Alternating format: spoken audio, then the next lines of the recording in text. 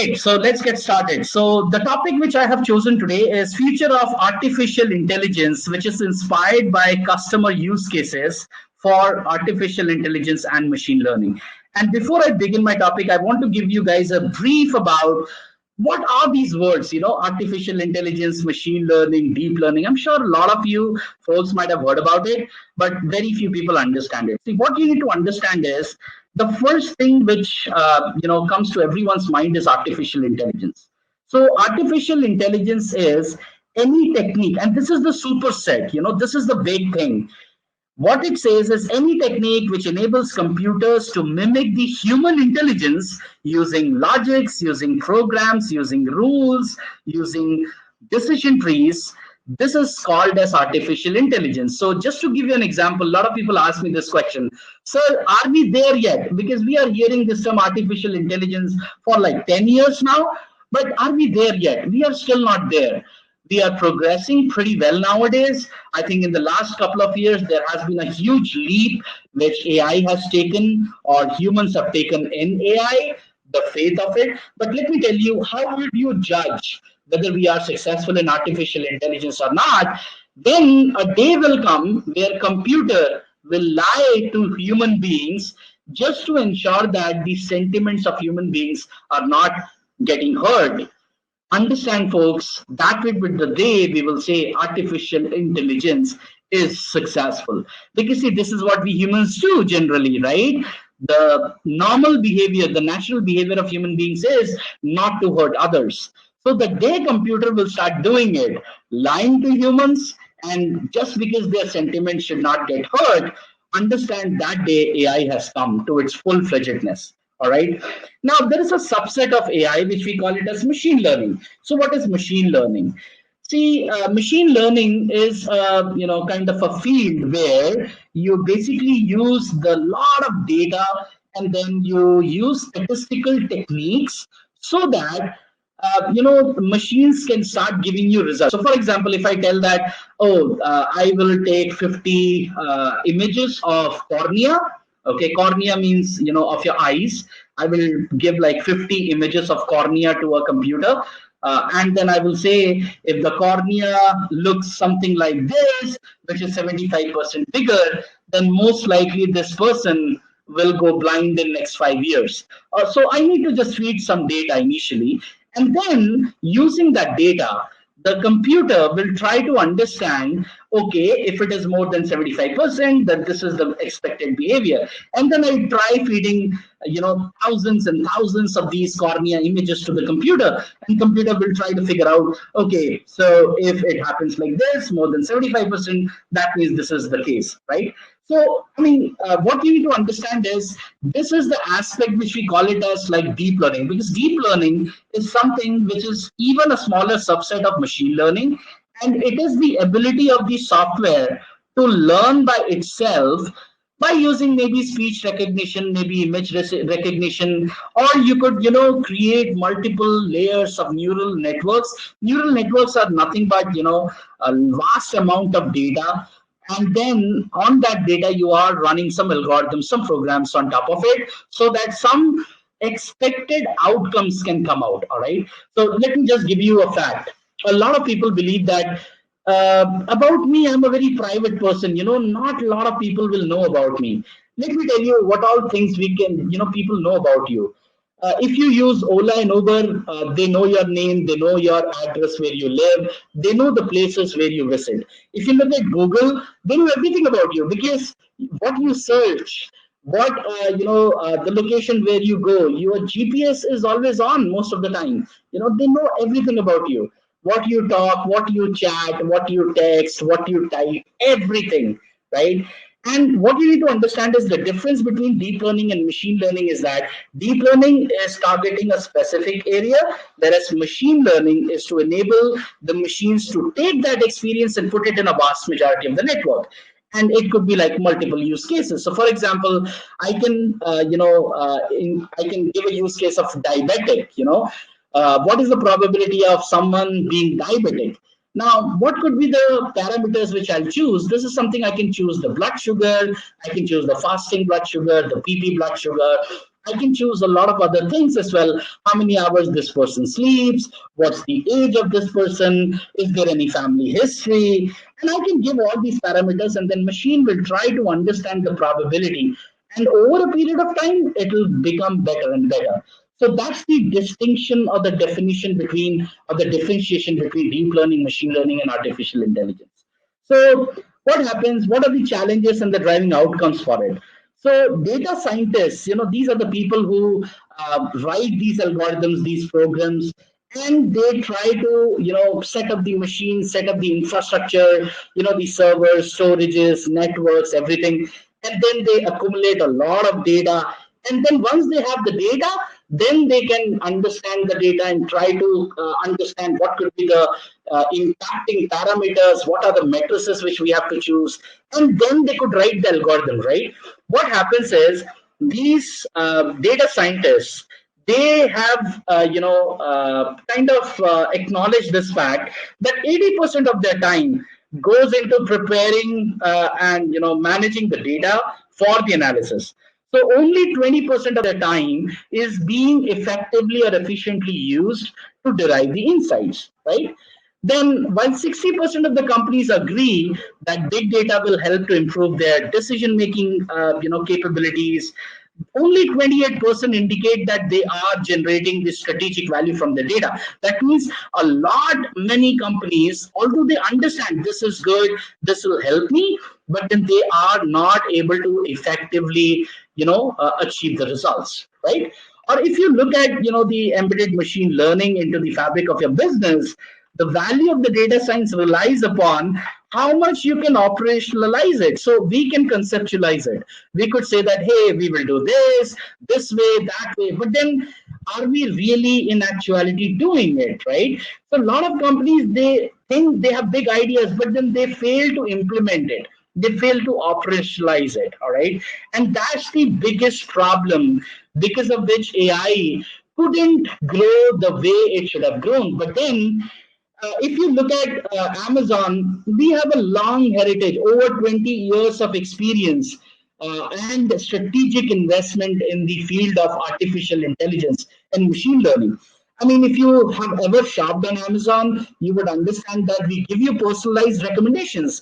We even tell you recommendations, which means people who have got this have got that as well. But then, based on your, shopping habits, they will tell you, we know everything about you. We know what color you like. We know what kind of a spender you are.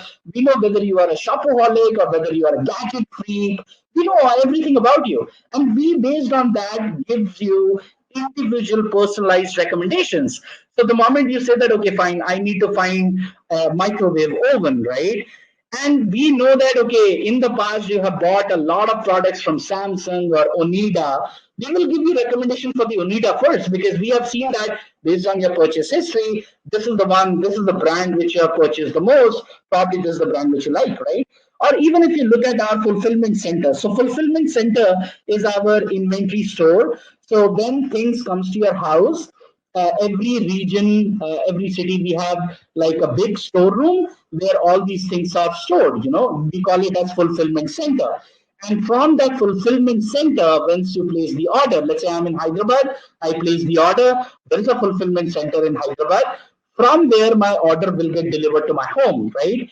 So we have a whole logistic, network through which how the products from the manufacturer will reach to the fulfillment center, or from the shop will reach the fulfillment center. And I was just thinking there would be like millions of objects, millions of products in a fulfillment center. How people manage it? I mean, every time I order, I get my product. So how does it happen? And then after joining Amazon, I came to know, because now I'm an employee, so I know all these things, that we don't use a lot of humans in our fulfillment centers. So I would highly encourage all of you to find a YouTube video which says Kiva Robots, Kiwa, Kiva Robots. And Kiva Robots, just any video of Kiva Robots on Amazon, if you search it on YouTube, they will show you the video how our fulfillment center works with the Kiva Robotics. All right. Now in US, in some parts, we have started Prime Air. Do you know what is Prime Air? If you place the order, We will not send a delivery guy to your house, but we use drones, and whichever states we have got the approval, because it involves a lot of government approvals and all. Aviation ministry is in picture, but we have started delivering your products from drones. The drones comes, they put the products in front of your gates, and they just leave. Similarly, Alexa is something you all probably might know about it. So this is something which is voice-driven interactions. And then we have, I don't know how many of you are aware of it. In US, in some of these cities, we have opened cashier-less store, which we call it as Amazon Go Store. So what happens in the store? The moment you enter the store, there is no one inside the store. You just enter the store by swiping your credit card or just logging in. So there is a door which is closed, and you all have an Amazon account. You just go there and log in with your Amazon account, and the door will open. You can enter the door. You can pick up the product whichever you want, put it in the basket, and then leave, and your Amazon account will automatically be charged because your credit card is mapped with your Amazon account, right? This is a cashier-less store, and we are, now have plans. We were testing it till now, and we had, few stores which were open, and now we are going to, give this technology to shopkeepers. Now, how does it all happen? It all happens based on IoT, and camera and recognition. So, you call it as video recognition technology, where camera is monitoring you. So we have like lots of cameras which are focusing on you. And the moment you pick up a product from the shelf, we see, okay, you have picked up the product, and that product has a weight. And the moment you pick it up, the shelf weight decreases, and that particular product comes into your basket. And then we know that this is a product which you have added into your cart, and automatically online will add that product in your cart. The moment you go out of that store, your credit card will be charged. So that is Amazon Go, and this is artificial intelligence and machine learning for you. So what is required? Rich tools, APIs, algorithms, all these things are required, but the most important commodity is the skilled resources. Guys, in this world, there is a huge shortage and a huge demand of AI or machine learning or data scientist experts. All right. Definitely, we need hardware in terms of storages and compute which can scale, but then definitely we need the most important commodity, which is human beings. We need the speed, we need the operational excellence, we need the repeatability, but all these things can be done on a software way, on a computer way. But then humans are you guys, and you are required for it. Now we have like thousands of customers. You can see some of these logos. I know the logos are very small. These are only those logos which are referenceable customers, which I could accumulate in a single slide. So what you need to understand is there are some customers who might be running on AWS, but those customers might not give us the logo approval. Okay, and we cannot refer them because of I don't know, laws or legal regulatory compliances and all. But then there are companies which gives us logo rights, and we can refer them. So these are only those companies which I could accumulate in a single slide. So I just don't want to spend time over here, but I want to tell you some specific use cases using just artificial intelligence, what companies are doing. And just look at these use cases, and you'll be wondering how fast the world is moving. Just to start off with, in the automobile industry, I'm pretty sure you all know about Kia Motors, right? So Kia Motors, they use as one of our services called as Amazon Recognition.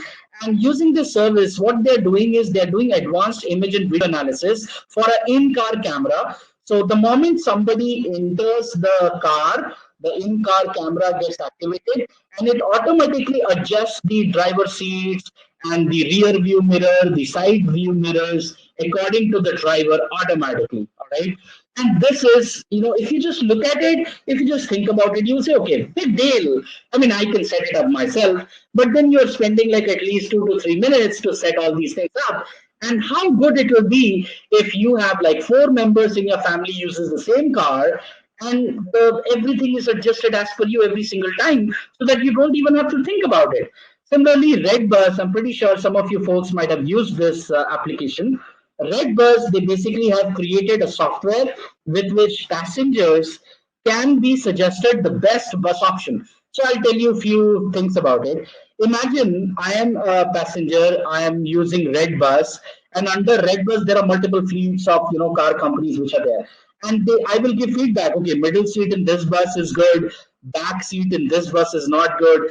This bus drivers, they drive it pretty safely on the bumps and all those places.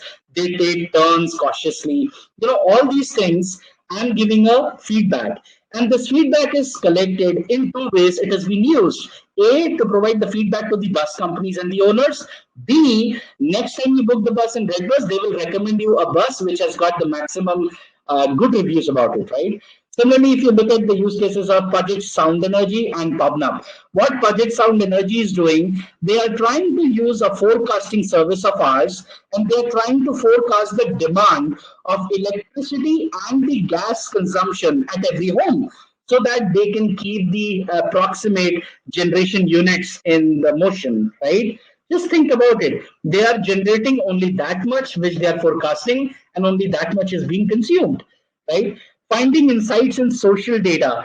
So PubNub, what they use to analyze the Twitter post, and then they try to find out which party is about to win, right? What are the political events which will maybe shatter the country's sentiments, or what are the political events which will have most important political values. Similarly, if you look at, this is a scholarly institute, Arabic English to Arabic transformations or conversions. So Arabic Digital Reform Institute, what they are doing, they are providing a real time and accurate translation service for all scholarly content from English to Arabic, so that the researchers who are doing PhDs or who are trying to do experimentations, to provide them with more thought-provoking articles, right? So imagine I'm an Arabic student.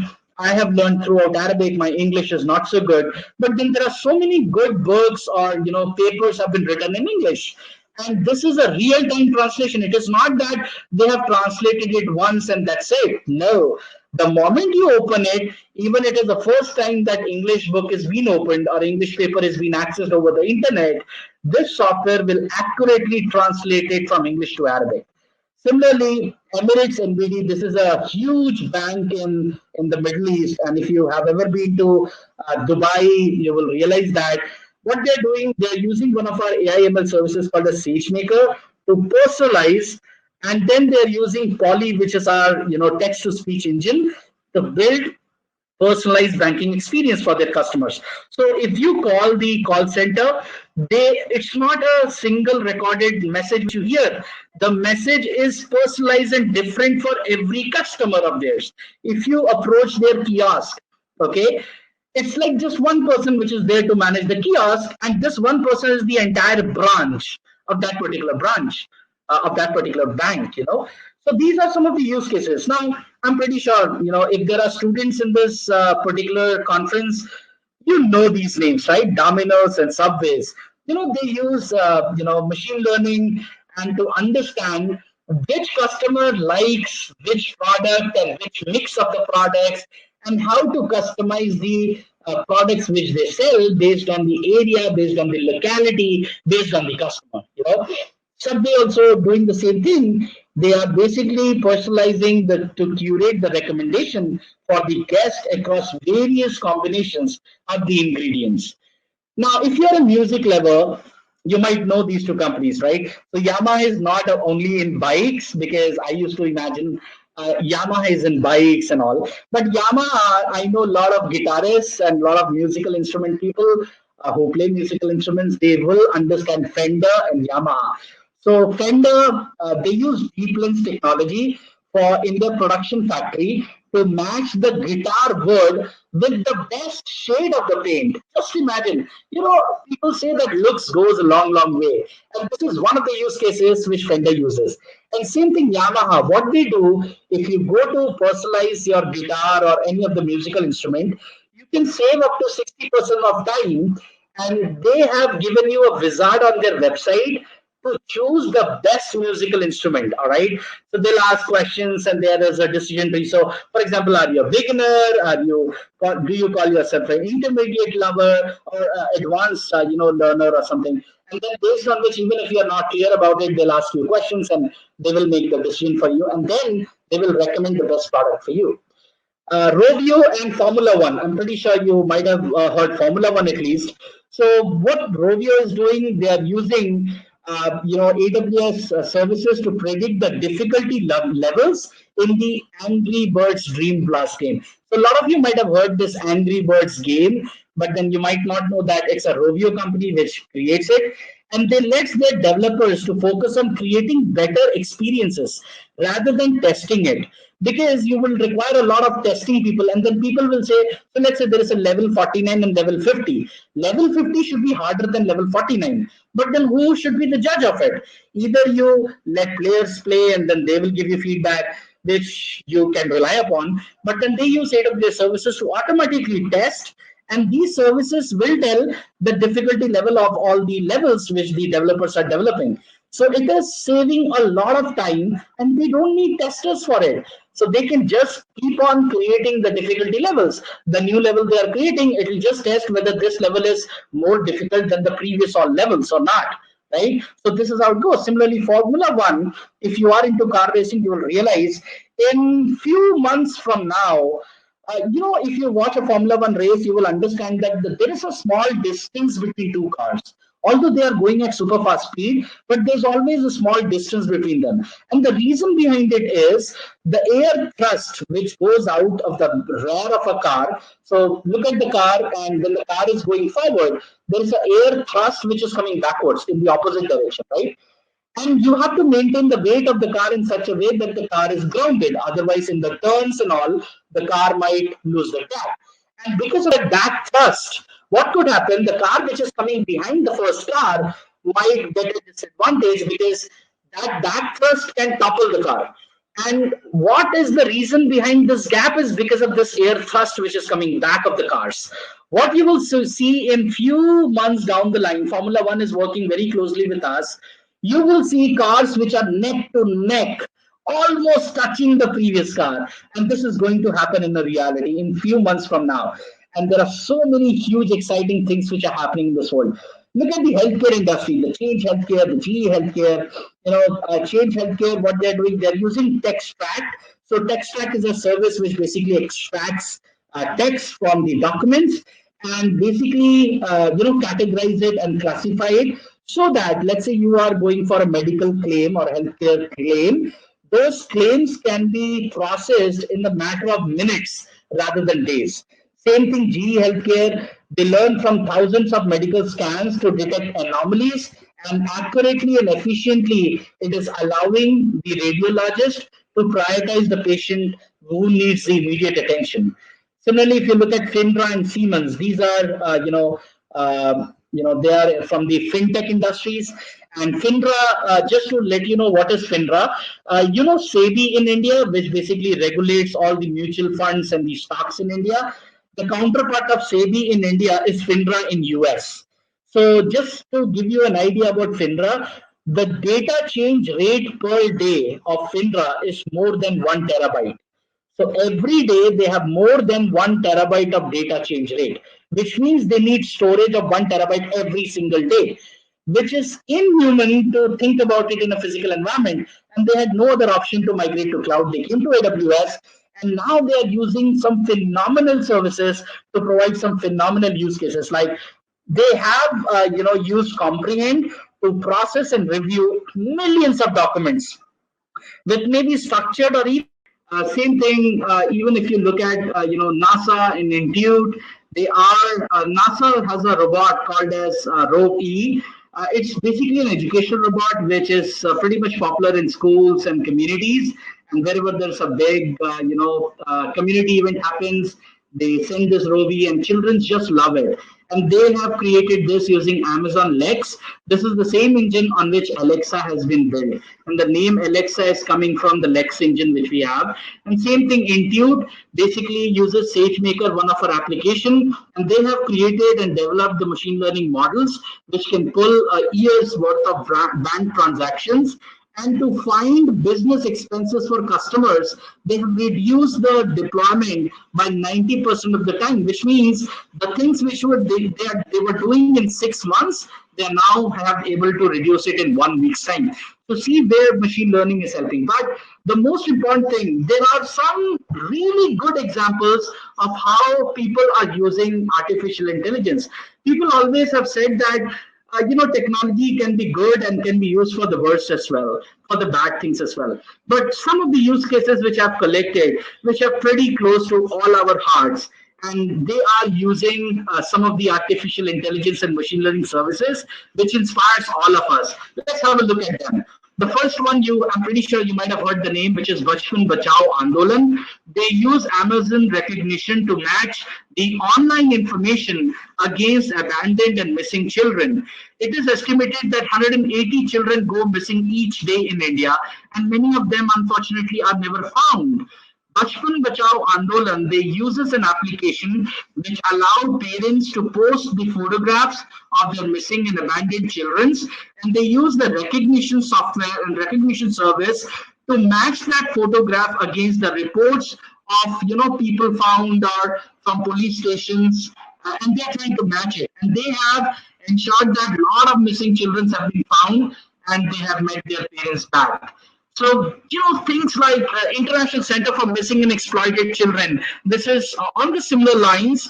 And the International Center for Missing and Exploited Children's ICMEC mission, it is to eradicate the child abduction, sexual abuse, and exploitation.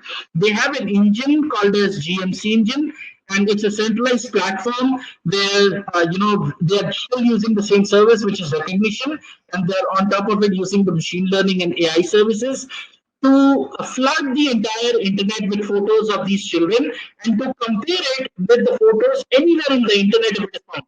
So somebody has took a photograph of children sitting in the corner, they posted it online or they posted it somewhere. This software is trying to match it, and they are also in collaboration with the law enforcement agencies and NGOs for the leads. Similarly, Marinus Analytics, what they do, they are stopping the human trafficking victims. All right. So the runaway children are most likely to be trafficked. Some children, they run away from home and they are being tracked using the Amazon recognition software. Similarly, Polaris, this is basically using the legs for victims. All right. And this is something which is a US project. They have given a use case on one of our annual events, Reinvent as well. And they're saying that the human trafficking industry is a $25 billion industry and growing exponentially. So they use the Connect and Lex engine to scale the response to human trafficking, and they help the victims and survivors to reach the hotline. So this hotline is being set up humanless using Amazon Connect service and bots, chat bots, to answer the common questions. Similarly, there is a famine action mechanism. So, what happens is in a lot of the parts of the world, there are fights and they have been declared as war zones. And when there is a war, and we know some of the countries, this particular, use case is from World Bank and United Nations, and using some of the, sections of Red Cross, where they're trying to find out, because it's a war zone, or right now, if you look at it, we are in a COVID situation. Some of the people, they are not getting even their daily food, right? So this particular use case is trying to find out satellite imagery with the conflict areas. They are collecting data with the help of weather forecasting, the local food prices, and the agricultural production. And they are understanding that which areas the food can reach, the which areas food cannot reach, and they're trying to intervene and save the lives before it is too late.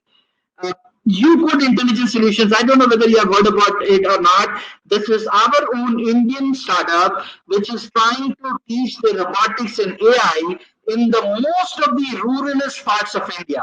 All right. So this is a edtech social enterprise startup, UCode.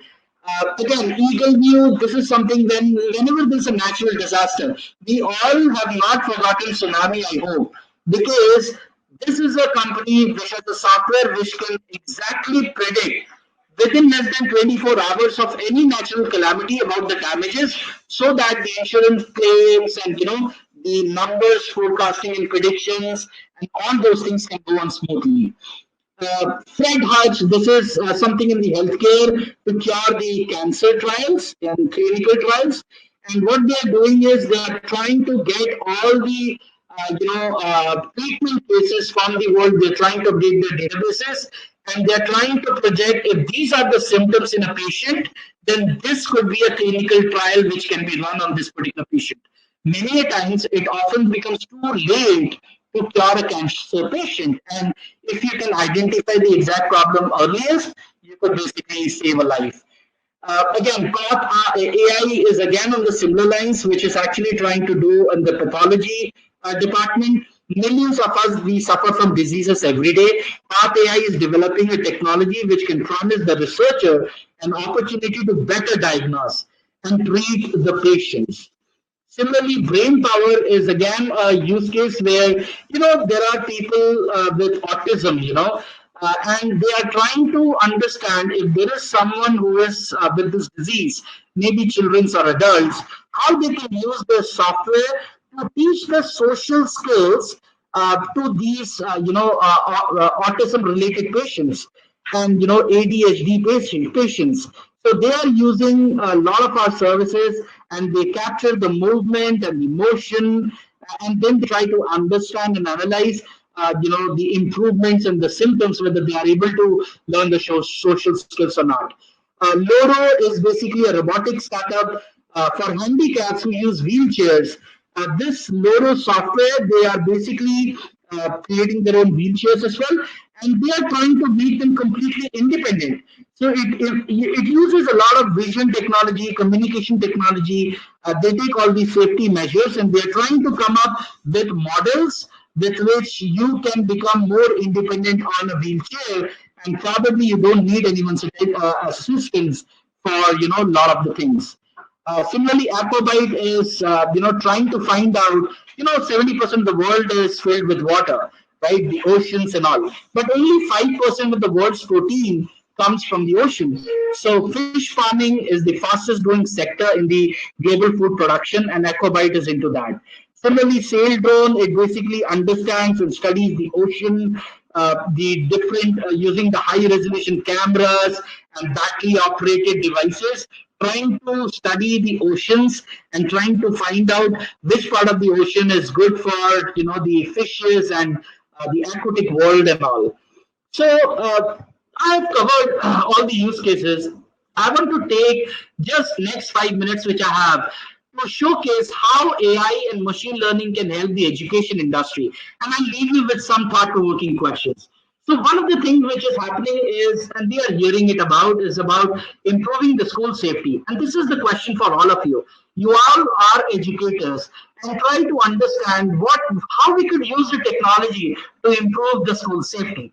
And there are some phenomenal use cases which you can find out where they are trying to implement it. So this is a use case where K-12 students, they are being cared for this particular issue. So Kokomo 24/7 is a software, and this is something which is running on AWS. It's a SaaS model with a licensed product, and it's a pretty simple software which uses the models of all these incidents and all, and they have been implemented in many school districts, in the United States, and one in Canada as well. And they are trying to understand the current needs of the children. They are trying to prevent the events before it happens. So they have models which are deployed when a student could be abused, or what are the areas which could be dangerous or which could be vulnerable for a student. Similarly, there is a huge problem of global teacher shortage, and Aleph Education from United Arab Emirates is basically working with UNESCO, and it has been estimated that by 2030, the world needs 69 million new teachers. And this Aleph Education has a software. It's an edtech company which is trying to, help to reduce this shortage. Now they cannot create more teachers. All right, teachers are very rare. So what they are trying to do is they're trying to help the current teachers by reducing the workload. So what they're doing, they're creating a learning platform which can save a lot of teachers' time for preparing and building lessons, and they're also helping it with for the students as well, because every student has a different learning curve, and they're helping it with the special projects like English, maths, and science. So as these students will use the platform, it will gather millions of data points in real time to help teachers to tune their feedback for those students. All right. So more than 50,000 students across 151 public schools, 38 private schools, they have already they are using it. So last slide of mine is points to ponder. How you could use, think about the projects which you can run through with the help of your students to come out with some solutions which can improve students' life, which can address the modernization of their lifestyle and still keep them in sync with the current educational system and then prepare them better for future. How you could revolutionize the entire teaching and learning industry, and in terms of administrative works and environments, what you could do or how you can help to come out with solutions for administrative environments. So the last slide is, you don't need to know how technology of a microwave works to use it. It's pretty simple tool. We are now entering the same phase with AI, and what is happening now is no code, point and click tools are coming into the picture. AI will become a widely used utility by everyone, regardless of their technical background. And as a result, most of the AI applications in the coming years will be built by people with little or no AI training. And I believe I'm bang on time. So thank you so much for listening to me. I just want to leave you with my coordinate, folks. Just have a look. Not sure whether you are able to see it or not, but what I'll do is I'll try to come on the presentation mode one last time, and I'll just leave you with my coordinates. So guys, you can send me emails on Gmail. You can connect me on LinkedIn. You can basically follow me over there. I send daily tidbits on AWS on LinkedIn, and you can follow me on Twitter as well. I'm very less on Twitter, but the LinkedIn is the most prominent way. Every day you learn something about AWS from my side. So thank you so much, Anbu sir, and the entire Saurabh, ICT organization.